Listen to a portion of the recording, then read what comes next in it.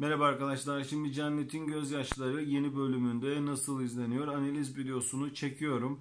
Arkadaşlar şu an dizi daha devam ediyor. Dizi bittikten sonra genel bir analiz videosu daha çekeceğim.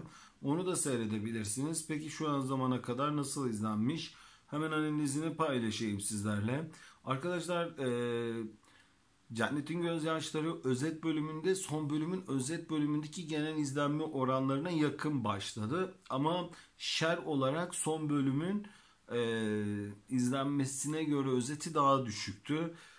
Yeni bölümde seyircisini hızlı bir şekilde toparlamaya çalışsa da e, tam olarak son bölümde izlendiği gibi iyi izleniyor diyemem arkadaşlar.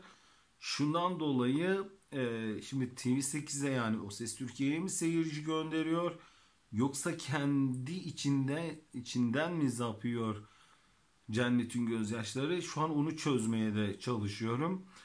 Çünkü zap yeme oranı da az değil Cennet'in Gözyaşları'nın. Yani ikinci bölümde çektiği seyirciyi tutması daha iyiydi. Dediğim gibi şu an daha dizi devam ediyor arkadaşlar. Belki TV8'e yani O Ses Türkiye'ye seyirci göndermesinden bu şekilde genel seyircisi içinde dengesizlik yaşıyor. Ya da seyircisi yeni bölümün içeriğinde beğenmediği yerler var. Bakalım birazdan analizleri yaparken onu da çözerim. Size genel analiz videosunda da bunu söylerim arkadaşlar.